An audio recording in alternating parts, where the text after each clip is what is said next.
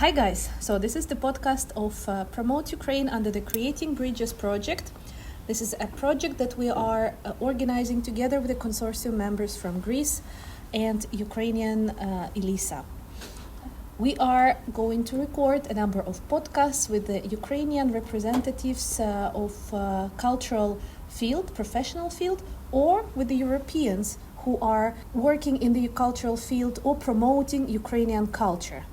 And today we're going to be talking to Stiv Stope, a Belgian who can actually cite Ukrainian poetry.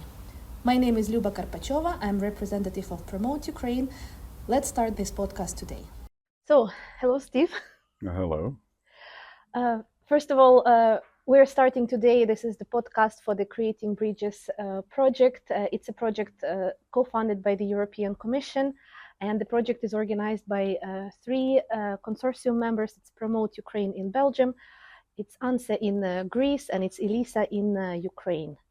So these are the three organizations that had an idea to implement something to unite Ukrainians who had to move following the full-scale invasion of Russia to Europe, and Ukrainians who are still in Ukraine via the cultural bridges. And that's one of the reasons why we're calling the project Creating Bridges, because the idea is that not only we try to support Ukrainian professionals in the cultural field here in Europe and in Ukraine as well, but we also would like to share with Europe more about Ukrainian culture.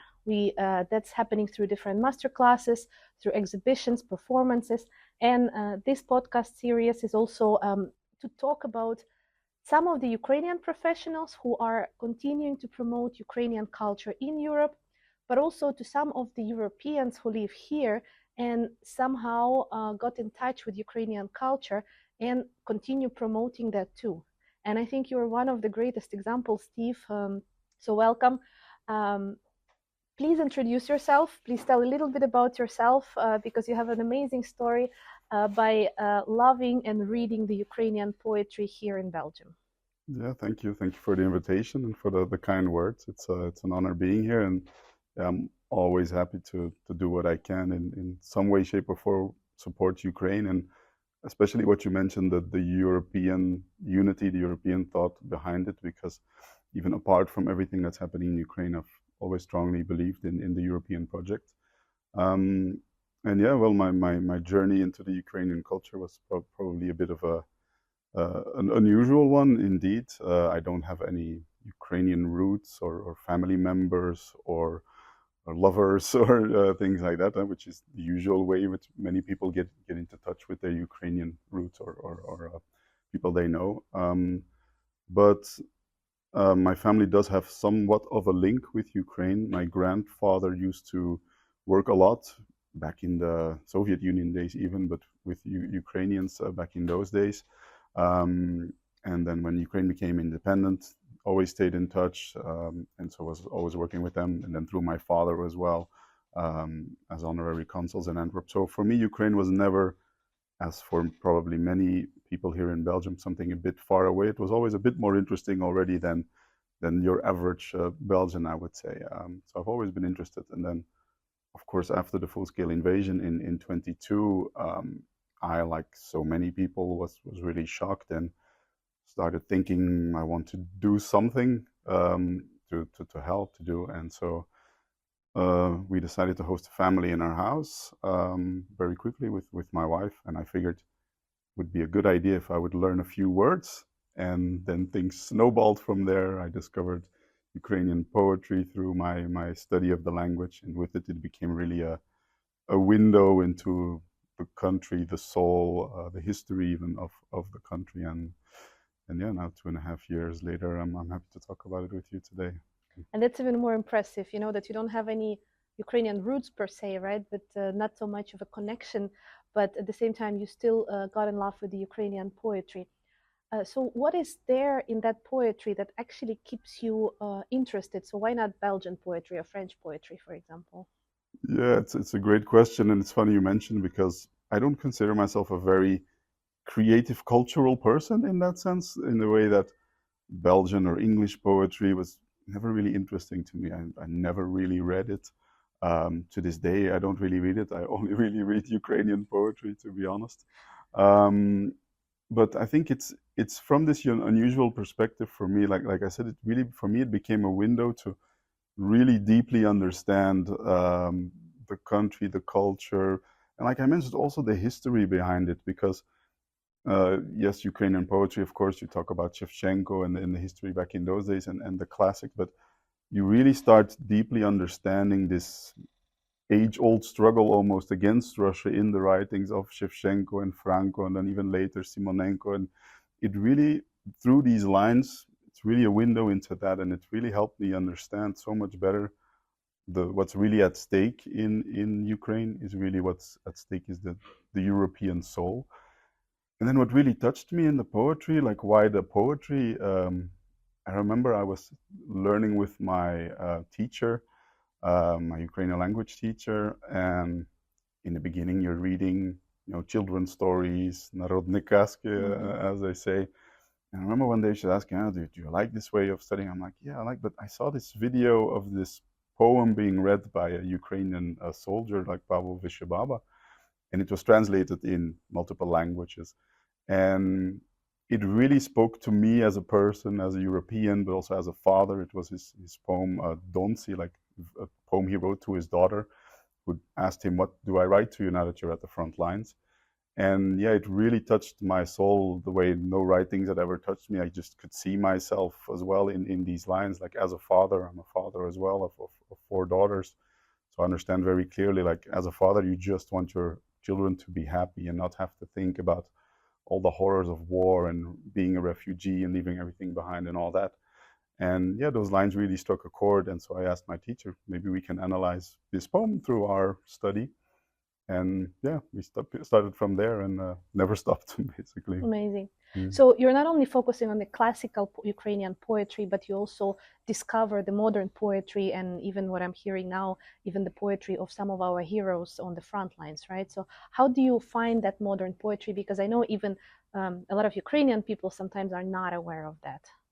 I think it's really, really important when we're talking about Ukrainian culture, as wonderful as the historical part is with Shevchenko and everything, and Shevchenko and the Vyshyvankas and the borscht, and it's wonderful. I'm not denigrating it, but for me, I think is, and there's some really strong writings as well of current authors about it, was like the executed Renaissance, but in a way we're reliving it a lot. A lot of the best are now dying. Also, artists, writers, poets. Like I mentioned, some of these guys are fighting every day and could die every day. You have to be realistic about it.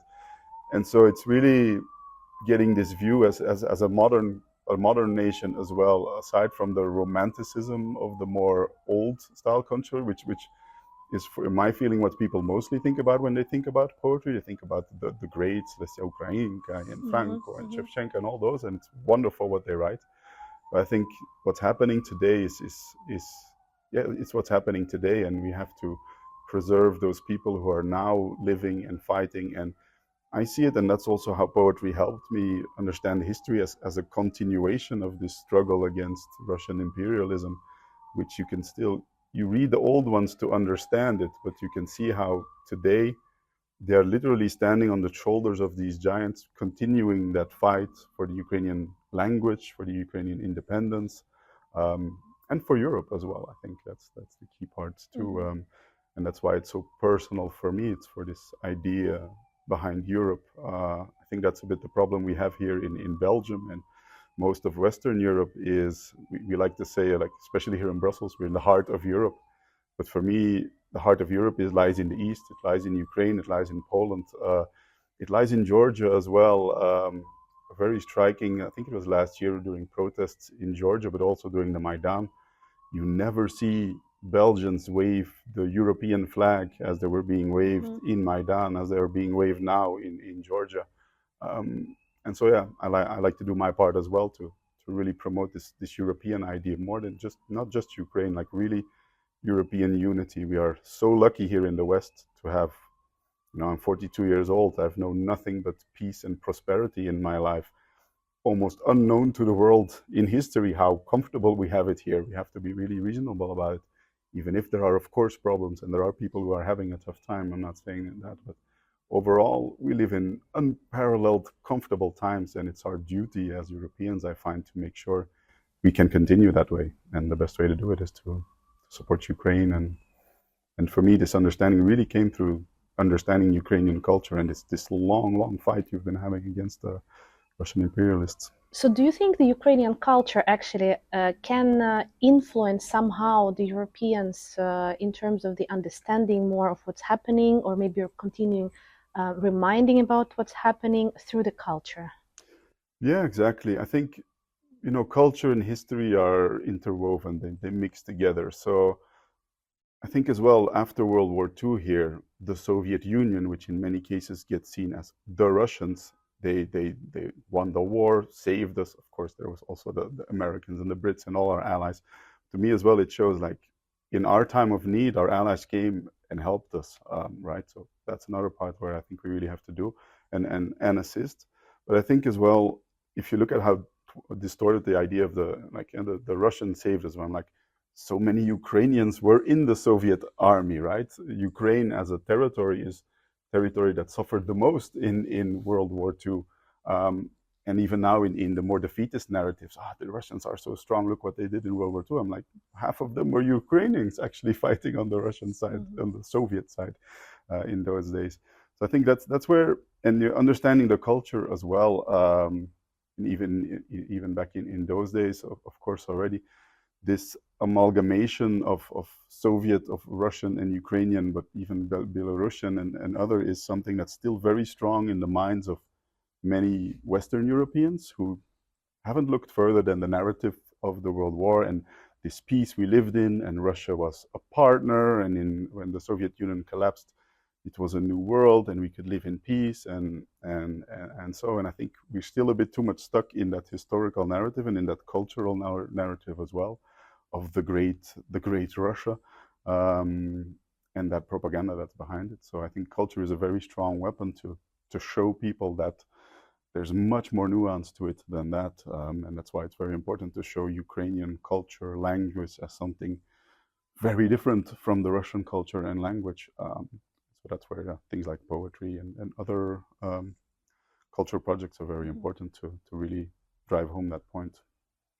From your experience, and I know you mentioned that you only have 2.5 years, right, of this experience, but from what you see, from what you have learned already, what is the most unique um, centerpiece of Ukrainian culture, and why should Europeans learn about it? It's a very good question. I think it is almost a miracle looking at the history that Ukraine still exists today in the Ukrainian language, because it's really been a project of hundreds of years to try and destroy it, through unthinkable horrors that the Ukrainian nation has gone through, from not just the war now, 2014, but the Holodomor, and even before in the Russian Empire days, famines and things. So for me, it's that strength, that just indomitable attitude that no matter what, somehow someone in Ukraine has the courage to still stand up, even when it seems like there is no way for things to change, which in Shevchenko's time was like that, Simonenko's time it was like that, Stus, and still they stood up and they spoke for Ukraine. And so it's really that indomitable bravery. I think that's the key point that comes through in the culture, in the writings of these poets as well. They fully know the consequences that those writings can have, and they still wrote it and still tried to publish it despite all the censorship and punishment they endured, but they still did it. And so, to me, that's the most inspiring part, and for us as well to respect the Ukrainian culture, because more than almost any culture in the world, it has really had to fight for its survival, its basic survival, when you're faced with a neighbor who tries to erase you time and time again over the past hundreds of years. Yeah. What stereotypes of the Ukrainian culture or Ukrainian people, maybe, would you like to debunk to the European or Belgian audience? I think it's maybe not even just Ukrainian, but Eastern Europe has a bit of. There are many stereotypes, also from Western Europe, so Europeans, of course, as well. But I think it's things like I mentioned, like the classical part about Ukrainian culture, this the borscht de Vyshevankas, even though I love it. I cook borscht myself these days, even as well. But it's too romanticized for that, and it comes into this, and also in this Russian propaganda, it's like that it's from the village, it's close to nature, and of course there's a lot of elements of that that are important in Ukrainian culture, but it's a much richer culture than just that romanticism from the countryside and chata in the village. So I think that's maybe a stereotype we often have, and then yeah, more Eastern Europeans like that they are more strict people, less outgoing, less fun loving. Like that's a really typical stereotype that you have. They drink a lot, and it's really like look around you here in Belgium as well. There's so many different types of people that for me, I think what really identifies us is this European thought behind everyone, and so our differences are as many differences in Belgium between a Walloon, a Flemish person, someone from Antwerp or from Ghent, someone from the countryside or from the city here in Brussels. That I think we're in the end we're all Europeans still. So yeah.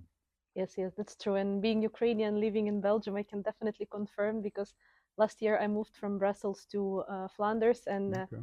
it was a real, a real cultural difference to me in the same Yes. country. Yeah. Yeah. So in both good and bad ways, it was just impressive in a sense of like how these like the three different countries almost if you want to Yeah. they unite and they live together peacefully, happily. They're supporting each other. They manage to survive without government sometimes for half a year or more. So That's this right. is this is something that I think Ukraine also is still now learning through what's happening in the country, because unfortunately we also have some of our struggles internally whenever we disagree about something, and that's where we are still trying to learn to unite on that matter. And Belgium is a good example. At least whenever there is a big fight within Ukraine, or even if I am personally arguing with my own fellow Ukrainians about something, I keep reminding them and myself about Belgium and how you guys unite and how you continue living as a one country successfully. So Yeah. just think about the future. The war is over finally. You are welcome to Ukraine, to come in a peaceful Ukraine. Not in a wartime Ukraine, peaceful Ukraine. What would you do the first thing culturally, or First who thing would you culture. meet maybe the first thing culturally? It seems like a very long away dream at this moment, but I would really love to do some poetry reading evenings like in Ukraine. Mm-hmm. Just not because I do it better than anyone else or whatever, but I think I really have this unique perspective on it because of my background, and that I think I really want to share that with the people. And that's also for a large reason why I publicly do these things, because I feel that people have so much support from it and they see it. And I think in dark times there needs to be some rays of light sometimes as well. So I try to be that. So that would be my dream, is really to one day do some kind of event, poetry reading in Ukraine. Multiple ones, why not? And the whole tour of the country. I couldn't choose which city I would want to do it in. Because whenever people ask me what do you want to visit, I'm like, I want to visit everything. So yeah, that would be my dream, I And think. I'm pretty Yeah, sure with the number of Ukrainians here in Belgium, you probably have already a host in every single city. I think I have a lot of those suggestions. Yes, I'm sure I will feel very welcome. Yeah, it's That's always an very nice. honor. Yeah, for sure. Mhm. So you have your blog, where your Instagram account, right, where you read some of the poetry that you encounter. How do you choose something to read for, something to record? What is the most meaningful for you? So well, I'm reading a lot of poetry anyway, and it really comes very natural. It depends on my feeling at the moment. I also don't just want to read horrible, painful poetry about the war or about the struggle against Russia, because again, Ukraine is much more than just this fight against Russia. I think that's really important as well to come through in culture. It's also about love and beauty and just the beauty of the Ukrainian language. So I do try to be aware of not just choosing poetry about the war or about this struggle. But then it comes really natural. I watch videos. I'm subscribed to many channels where they read poetry. I read. I've also been very fortunate. People sometimes gift me poetry books where I discover new poetry in. And then when I really like a poem, it's also as part of my learning journey of learning the Ukrainian language, because it's a really good way to build your vocabulary, and a nice vocabulary as well. Because usually in poetry, people use very nice and colorful language, so it really helps to really enrich that vocabulary. So it's also part of my learning as well. Then, so when really a poem strikes a chord, I will really study that poem. I will try to learn it by heart, that I can recite it by heart, not just to be able to recite it by heart, but because then you really understand the deeper meaning behind each word, behind each line. Because, like, literally, I will read the poem 1,000 times. I will analyze every word and try to understand, because Google Translate is wonderful, but for poetry, it doesn't always capture all the nuances or the correct Exactly. translate. People use metaphors, and sometimes Google Translate is like, this does not make sense.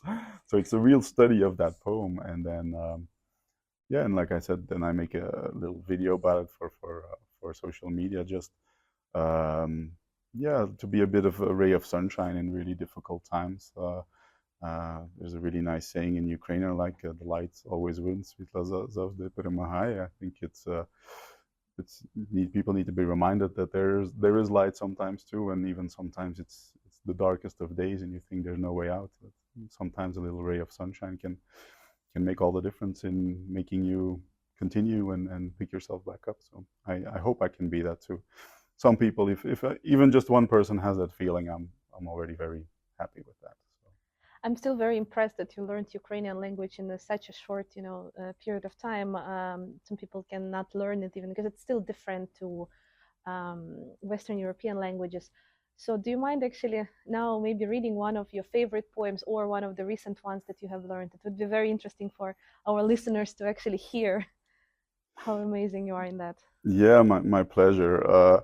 I think by now my repertoire, if you can put it that way, of Ukrainian poetry is already it's quite large. I counted, like, there's like 50 or 40 or 50 poems I've made Wow. videos about, or read at some point, that I know, or at one point knew by heart in my study. I can't say like all 40. I can just recite them like that.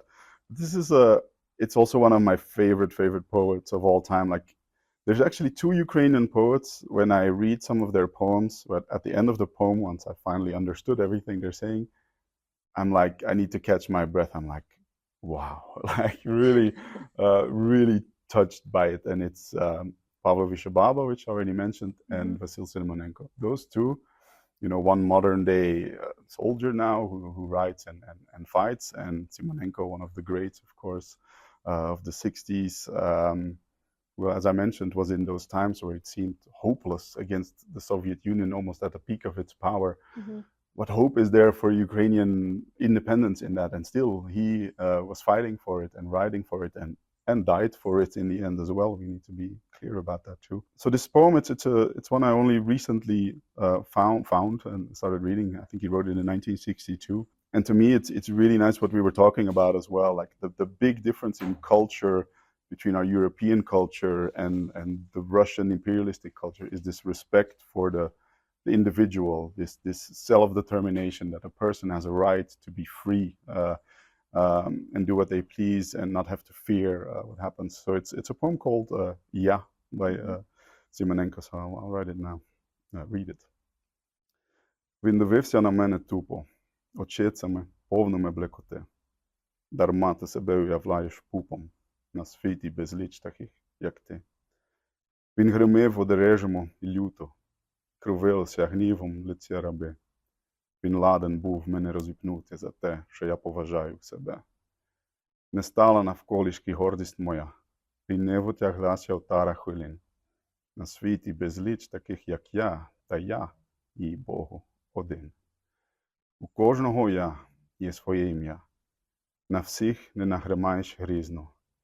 Ми не безліч стандартних я, а безліч всесвітів різних.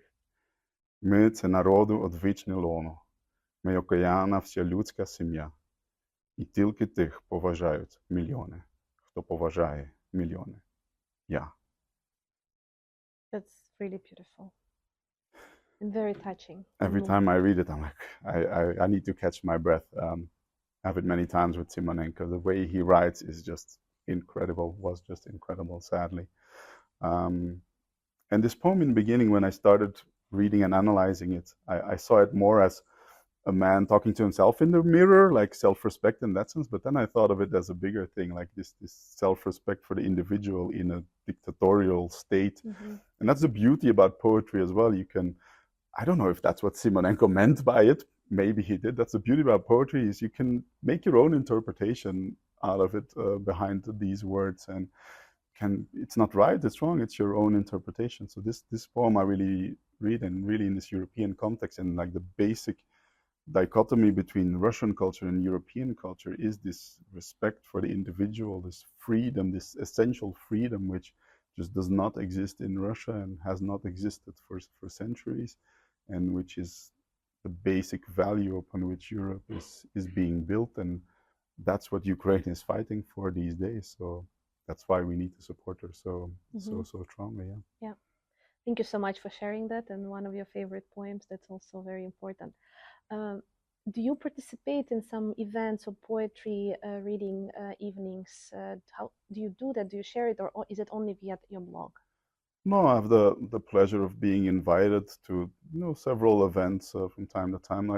One is more impromptu. We in my home city of Antwerp, there's a weekly support meeting for Ukraine where Ukrainians and Belgium come together in the city center for 1.5 hours. We try to raise some funds. People can share their story. They sing songs. So I go there quite often to read a poem as well, and inspire, talk to the Belgians out there as well. To remind them of that. So that I do fairly frequently. And then sometimes, yeah, there's events. I remember there's events here in Brussels sometimes for the Independence Day where I'm invited to read some poetry. Or I remember doing events for the sad anniversary of the start of the full-scale invasion. I've done something. So I'm always happy if I can find time to support these kinds of events, and yeah, just share a bit this beauty of Ukrainian poetry. Then in my case, and I think because not all the poems I choose are famous poems, right? Like this Of is course. Simonenko. Everyone knows Simonenko. This is probably not his most famous poem that I read as well. So many Ukrainians actually tell me, I've never seen this poem, or it's really Mm-hmm. interesting how you do it. So it just shows how you can share culture in different levels. It opens the eyes of some Belgians, like to see a Belgian read Ukrainian poetry, and then if it's a multilingual event, I try to explain the meaning, what I find behind his poetry, and why I chose those poems to also help them see through the window, like I saw through the window, and how it made me very clear-eyed on Ukrainian culture and the Mm-hmm. importance.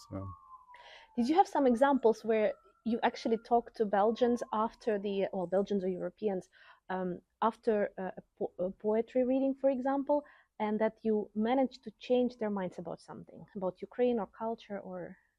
I think in general, though, the vast majority of Belgians are, in essence, supportive of Ukraine. You don't find that many Russian supporters, as there always are some, but I don't think it's a big problem in Belgium. The vast majority of people do support Ukraine, so it's not necessarily to have to change that many minds, I think. But I have had a few conversations sometimes. One that really springs out, it wasn't even after an event, but this older couple I meet when I'm walking my dog in the park. Older couple of people, and they knew I was hosting a Ukrainian family because we chat sometimes. They saw me with them talking Ukrainian, and so the other time they asked me, so what's about this with Ukraine? And so I explained a little bit how I was supporting them, and then the typical thing like, so Ukrainians, it's like Russian, right? So the Yeah. typical stereotypical which people, and these people, they are not supporting Russia. Mm-hmm. They think, okay, as Ukraine, we need to support them, but they don't think much further than that. And they're older people, so they have been bombarded with this Russian propaganda that Ukrainian is just a small part of Russia. That very out of not even out of malice, they ask me, so you understand Russian? I'm like, I don't understand Russian. Yes. That's also the cool part about my Ukrainian, is like most people that know Ukraine will know Russian as well. I've never studied Russian, so I always say, like, people tell me, your Ukrainian is so clean. I'm like, yeah, I have no Russian influences Yes. on it. So, but that was one conversation that really sprung out, that I explained to them, no, it's completely different, and the culture is like Mm-hmm. this, and I don't understand Russian, like, some words, but I can't at all speak Russian like I speak Ukrainian. So that was a nice conversation where I could at least, just two people change their mind a little bit, open their world a bit through a poems, through Yes, cultural, yeah. yes. And it's actually very much appreciated because, and I fully agree with you, I think Belgium really opened up the doors for Ukrainians. There's enormous amount of support. But as we go further, Ukraine is less and less on the news. Hmm.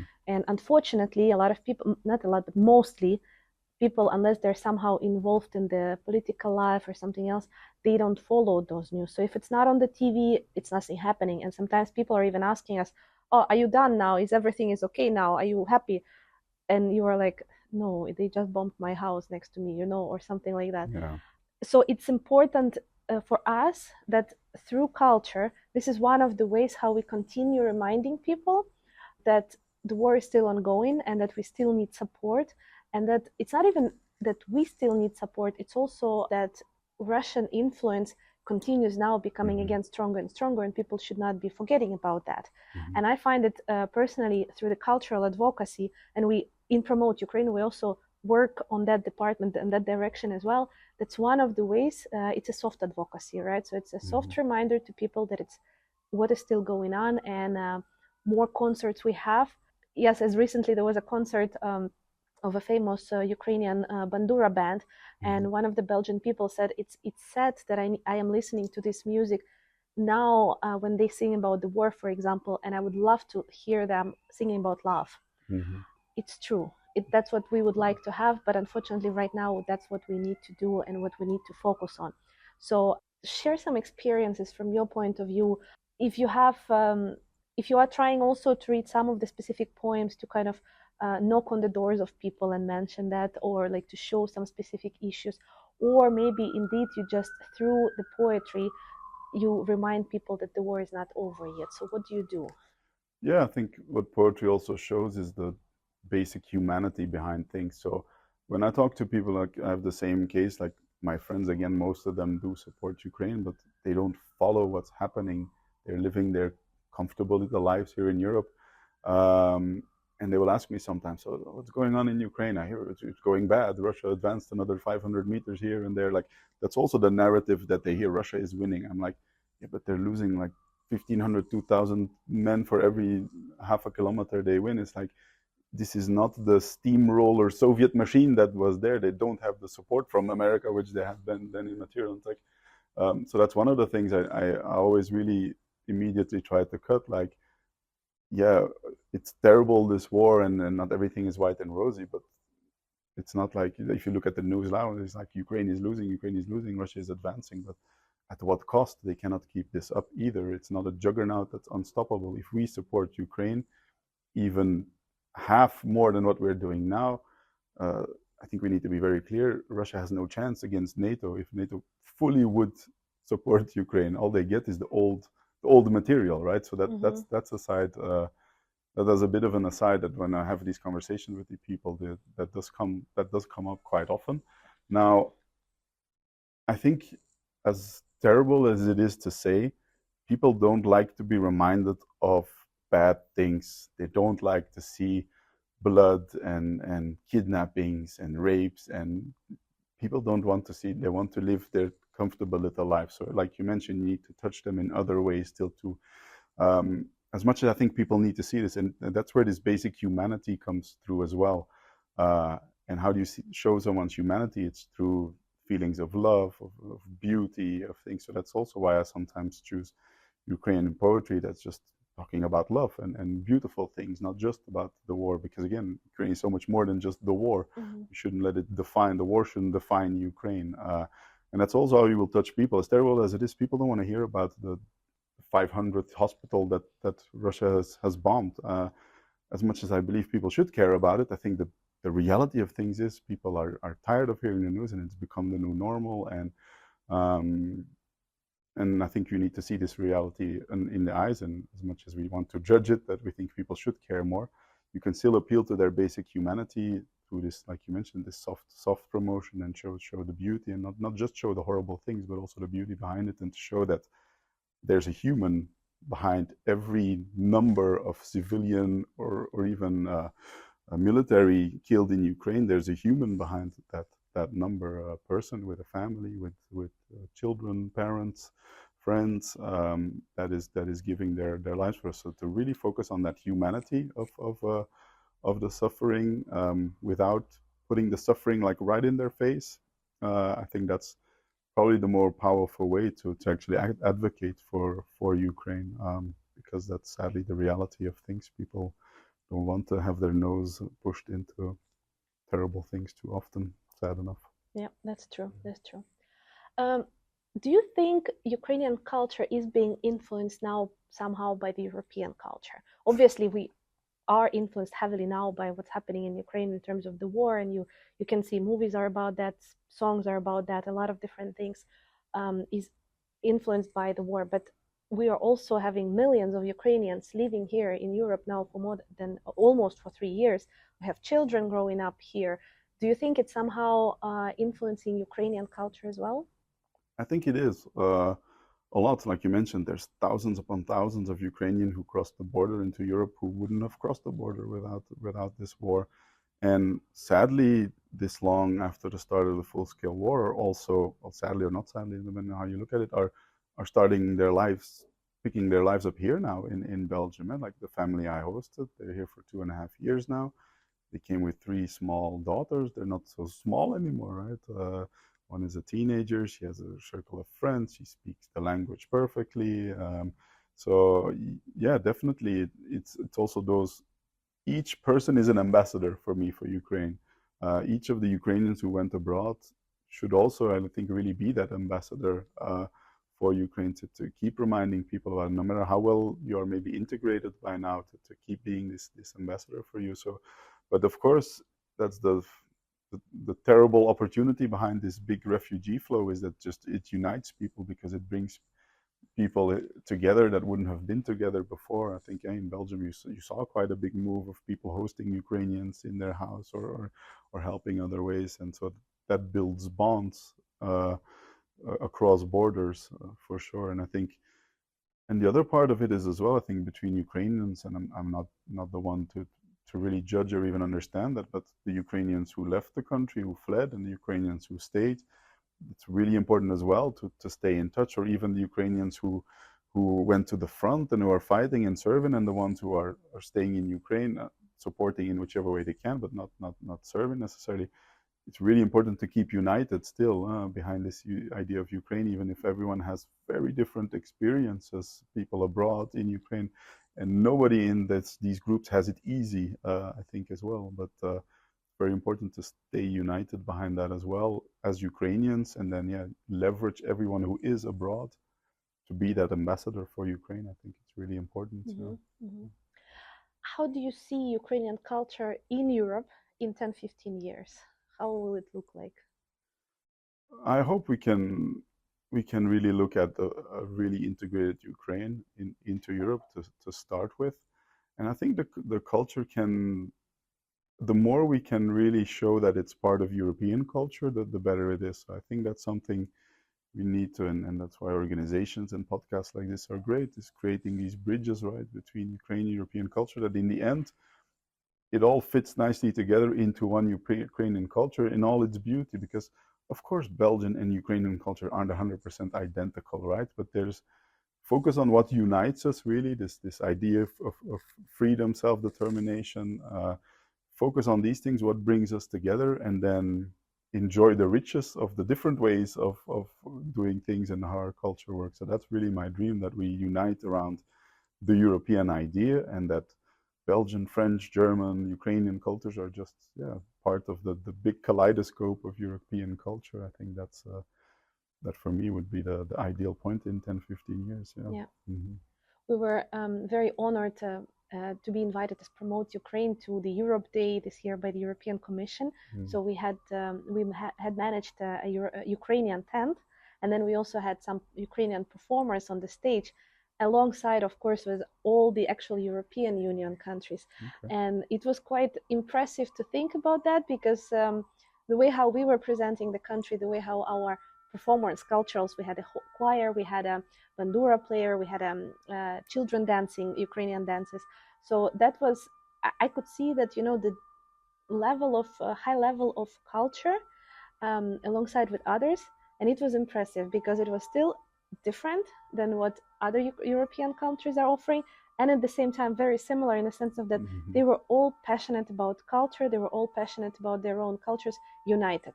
Yeah. So this uniqueness and unity at the same time, that was really representing the what Europe is and what the European Union is. And honestly, we were standing there on that day and thinking like, oh, that's our dream. So when we finally Hmm. join European Union, hopefully, already in a peaceful country, without any problems, without any wars. But yeah, that's the future to look forward to. Yeah, united in all our diversity. Yeah, that's the Exactly, end goal. We should exactly. always celebrate diversity because a monolith culture is also nothing to envy Hmm. either. So I think we should embrace our differences Yeah. and focus on what unites us. Yeah, and those events are wonderful indeed to show that to a wider audience as well and bring Yeah. them together. Yeah. Mm. What is your opinion about Ukrainian and European artists collaborating on something? How would you like to collaborate with some Ukrainian artists as well? Yeah, I think it's and any way you can create that unity by bringing people together is a positive. So yeah, anyway, I can do some collaboration. Like I mentioned, this dream of mine to actually do some readings in Ukraine. I would love that some of the authors, the modern day authors I read would be there and would be together like that. That would be the absolute dream, of course. And I think it also just and I think that's also when you look at Instagram and you have some followers here, followers there, and so like, why would I share this story? I only have 10 followers. Yeah, but you have 10 followers, and they have 10 followers, and I think you widen the network that way, so you touch so much more people. When as two artists or two people you collaborate, it's all the people in my network, and there maybe just be 100 people in my network, and there's 5,000 in yours or much more. But again, it's 100 people more, and it's these exponential gains that comes through collaboration that you touch so much more people and people discover new things as well. Like for me, I some stroke of luck, some accident, I saw this video of Vishababa reading his poem, and that's what started all this journey for me. But again, that's these little things, touch points. You touch one person there in the network. There was probably someone of my friends who shared the video. So I don't remember where I found the video, but probably something like that. And then I saw this, and I'm like, I really got excited, and something really wonderful came out of it. So if people collaborate, the more people you touch, and the more these wonderful stories of creation can Mhm. happen. Yeah. Well, you mentioned that you're not so much into the cultural areas in general, Hmm. professionally and life-wise, but now you are a representative of Ukrainian culture in Belgium, and we It's a can huge honor we can call to it say that. official because honestly, yeah, it's true. Being a Belgian person reading Ukrainian poetry of both modern and classical poets is quite important because even a lot of Ukrainians are not doing so. They choose singing, dancing. Poetry is something less of a how to say, fashionable, I want to say, because it's less people listening on TikTok, for example, for the full Hmm. poetry. You attract that attention because you're a foreigner, and then that helps people to listen to that, people to learn more about, oh, why is he doing that? So it means something is interesting there. um, what are your cultural aspirations, maybe for the next year, maybe for 5 years? I don't know how far you've been looking into that, but what would you like to do? I usually do take things a bit as they come, very spontaneous.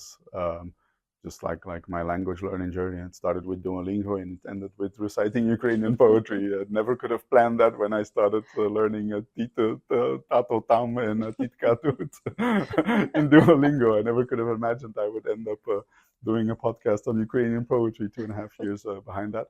Um, but yeah, like I do have a project in mind. It's linked to this, wanting to do a poetry reading. I think it's very niche. Ukrainian poetry is a niche thing, and you'll only touch so many people with poetry. Like me, 3 years ago, poetry I was like, not interesting to me. I won't read. But and again, like you mentioned, TikTok, Instagram, it's usually 5, 10 second videos. You can barely get through one line of a poem in that time. So and some of the poems I read are like 2, 3 minutes long, and I know those poems won't get hundreds of thousands of views because it's just too long, and that's how people are nowadays. It's instant gratification, scroll, scroll, scroll. Um, but it touches some people in that sense, and so a project I've put myself, it's the end of 2024 now. For 2025, is I really want to put something to writing. I want to select I basically want it to be a journey into the Ukrainian language through my eyes as someone completely out of it with a unique niche perspective as well. No roots there, no prejudices either behind it, and just a selection of poetry of of the many poems I know by now and have read, and to try and trace this, how it helped my understanding of Ukrainian culture and history through those lines. So I would really love if by this time next year we would talk, and I would have a little book here for you to present. This is my Ukrainian poetry book through the eyes of a foreigner. So that would be amazing. That would be my dream in a few months' time. Yeah, for sure. That's actually an amazing dream. And honestly, if this is happening, I would like to invite you to one more podcast to talk about the book. Actually, it would be great. I hope we can meet again next year to talk about the book, or maybe even a book signing event. Exactly. Where... Always a pleasure. Yeah, that would be amazing. What, in your opinion, can be done to improve the visibility of Ukrainian culture in Europe? That's a really good question. I think, like you mentioned, these partnerships, hooking up into other events in the pan-European idea, not just have something standalone Ukraine. Like I mentioned as well, something apart from the war, just the Ukrainian culture, because again, too often we define Ukraine by war, and Ukraine is more than just Russia and just fighting against Russia. I think we should really guard against that, even though it's a key theme, of course, these days. But Ukraine is more than just the European defense against Russia. It's also a country in its own right, and again, this self-determination we talk about. So I would, also don't forget to focus on that and on the humanity behind it. And I think really that's the key, to keep finding European angles behind it as well, because that's what unites. So you're doing this work in Belgium, but there's also, I am sure, similar organizations in France and in Germany and in the UK and that's outside of the EU these days, but I still consider them our European brothers as well. No hard feelings. But yeah, I will really focus on this unity and cross collaboration. I think that's really the key. And if cultural people or artists can do it, and like for instance, Visha Baba did a European tour where he came and read his poetry to audiences throughout Europe. I think that's really, really powerful to see a man who's actually serving at the front now, creating such beauty in words and translating his experiences. Of course, you have a language barrier there as well, so as best as possible, also look at translations. I find poetry is really difficult to translate. Yes, you can translate the words, but the beauty of how the words match is nigh impossible to translate. You can try your best, but it's almost impossible to translate. But at least, to understand what the poem's about and those things. I think as much as possible to also translate, so you can connect with a wider audience, because as beautiful as the Ukrainian language is, not many Belgians speak it. So we need to translate these things so that people really understand. Because again, that's what touched me, a translated version of a poem. So indeed. I think that's really a key as well, to touch people in their own language, through their own culture, to their own cultural figures. And again, for Ukrainians to be those ambassadors and to not be afraid to speak up and to talk and to read a poem. Just, I see this often in the meeting we have in Antwerp every Sunday. It's usually a selection of the same people always talking, because people are afraid and they don't want to put themselves out there. And I'm like, if you have a story to tell, even if it's just to honor someone you know that has died or something, even just how hard it is to be, but just to speak their name and tell the story, or tell about your story, how you arrived in Belgium. So I'm always trying to invite people, just go and share your story. Don't be shy, don't be afraid. Your voice is just as important as anyone else, and you might not have 100,000 followers or this or that, but your story is also important. And if everyone does that, then even if we all have just one follower each, we still touch 100,000 people, right? So yes.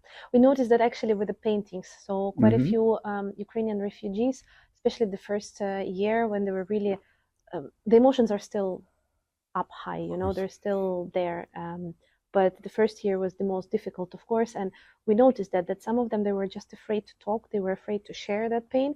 And when we were organizing some of the master classes to learn how to paint, some women never even painted at all in their lives, And when they were put in front of, they were giving a brush and said, look, you can paint now, they really said their own stories through the paintings, and they were beautiful, even if it was the first time done, so that's just because it allowed them to express their feelings, their stories, and that's how I personally prefer to do through the culture. Everybody chooses their own, somebody's singing, somebody's painting, but the whole idea of just go and try to do that, because indeed then the story flows and the story can be shared as well. I think it's really hard to be open to that as a person as well. Like I started at the beginning, I never consider myself this very cultural person, because in a way you're also opening a door to your fragility, and by opening yourself up to these things, and sharing your expertise, experience, and those things that you feel. So I think it's, yeah, you push yourself is maybe said too much, but not to be afraid to open that door as well, to that side of your personality. And for me, that's why Ukrainian poetry has been so important as well. It's like, it's not even just about Ukraine or Ukrainian poetry or understanding the history and the culture. From just for me as a human, just to have that world of creativity and sensitivity and fragility and putting yourself out there.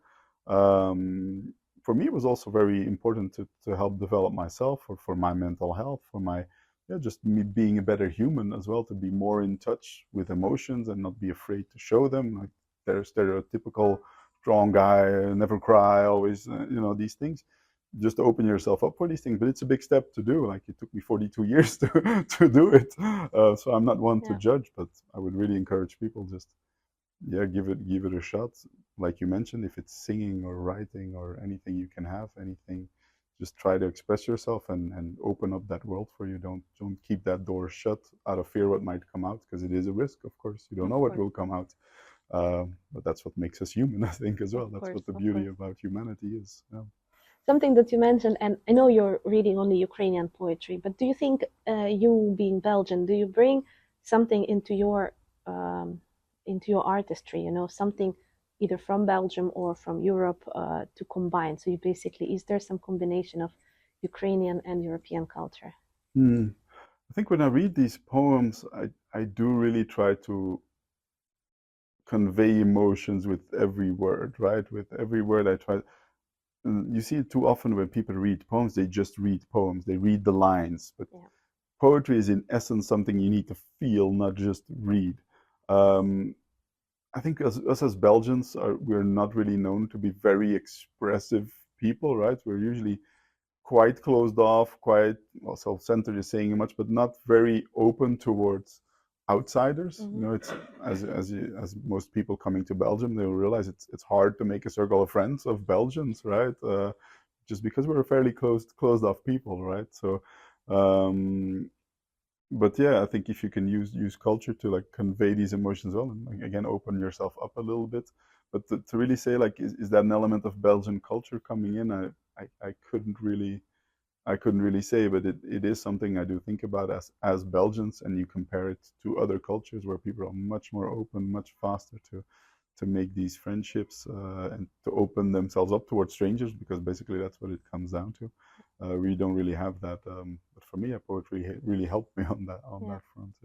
It's very funny always to hear that. I know it's about Belgians, but quite a lot of people, and Ukrainians as well, they do say that about Belgians, right? That they're more closed off, and because of the difference in the cultures. But for me personally, I'm actually experiencing completely opposite. I have plenty of Belgian friends. They were always very welcoming, very warm, looking at how Belgium, invited Ukrainians to their houses. I was pleasantly surprised in that way. So for me, it was completely opposite experience.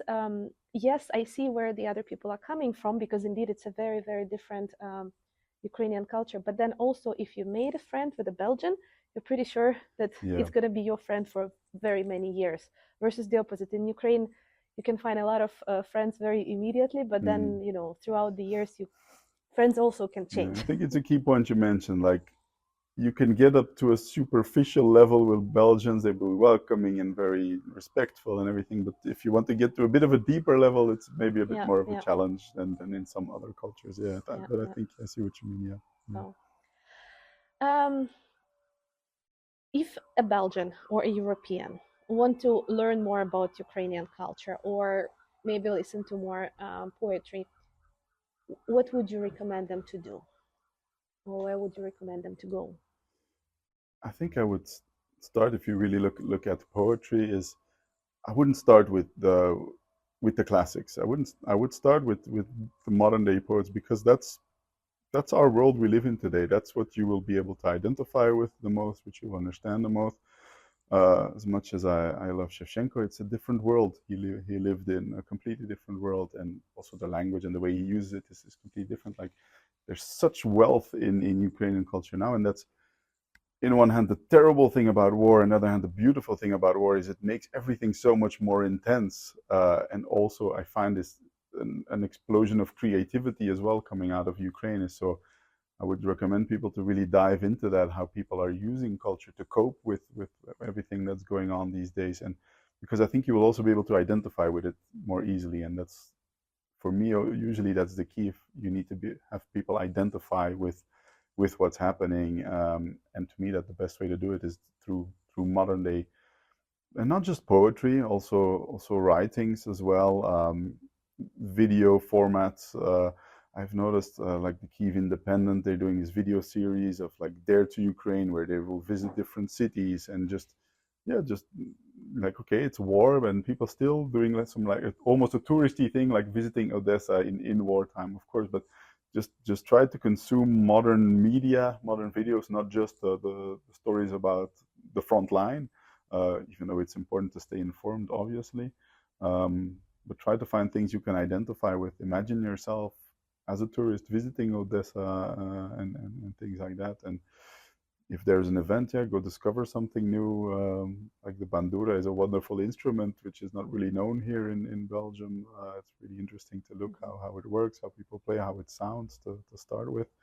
Um, and I think, well, aside from and there's some really nice initiatives here in Belgium too, like uh, gastronomy culture also really unites people to share cultural kitchen traditions and things like that. I think it really helps. So I would recommend people to focus on the today, focus on, when it comes to poetry, on the modern day writers, and also on some prose, some books people wrote. I was really pleasantly surprised in the small library close to where I live, not even the big city library. There was a translation in Dutch of Jardin's book, of Mhm. the Internat, I think it was called in Ukrainian. Um, so yeah, just go discover those things as well. It's wonderful writing. The translation is quite good. So yeah, that would be my recommendation. Yeah. Maybe a difficult question, but can you name one of the Ukrainian, traditional Ukrainian pieces, cultural pieces that are so that are basically already almost like a part of the European, that Europeans don't even realize that it's Ukrainian? Do you have some examples?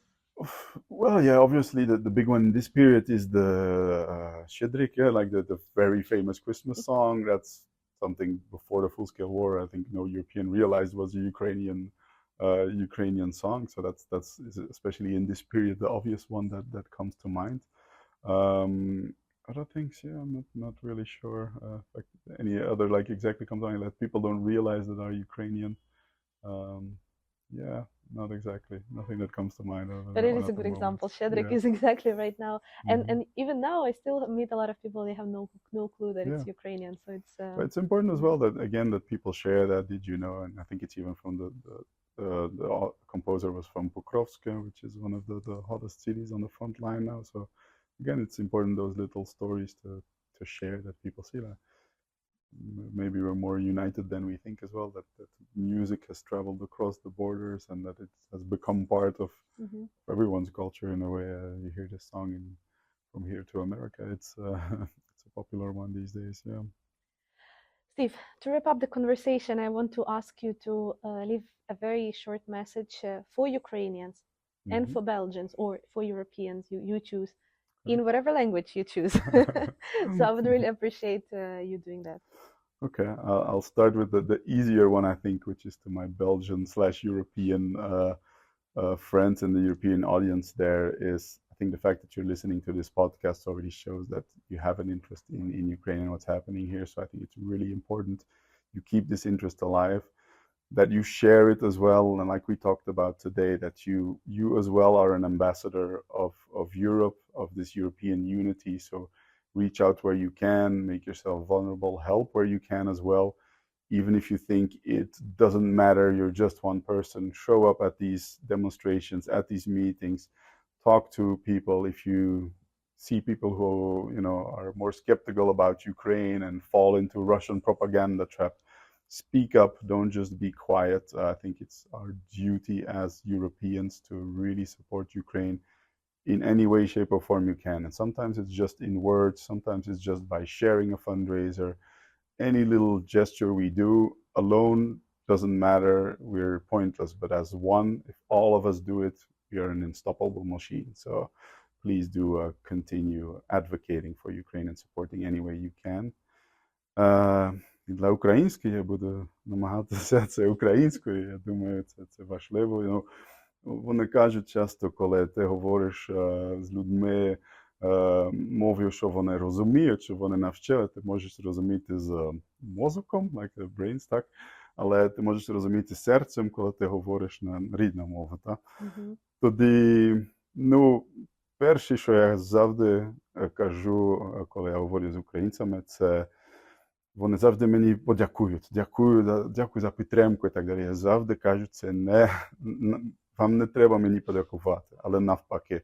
Я просто один чоловік, що вивчає мову і намагаюся допомогти, де можу допомогти. Це нас, європейці, що треба подякувати українці, що ми можемо жити тут спокійно. І теж я хочу, щоб ви знати, що ви не сама, ми з вами. Я думаю, багато людей, як я, можливо, вони не знають, не навчили української, але роблять багато, щоб вони можуть допомогти українцям, і будемо продовжувати це. І теж думаю, що ніколи не to give up, забув, як сказати, не здаватися. І так, просто дякую. Це перші і останні слова, що я хочу сказати. Це дякую. And yet, I want to thank you for joining us today. Thank you so much for supporting Ukraine, Ukrainian culture, Ukrainian people. And I am actually personally looking forward to see and read your book. Hopefully it will come true. And please keep us informed. Thank you for being part of this podcast, and thank you for sharing your story with us today. It's a big pleasure. Thank you very much. Okay, bye-bye.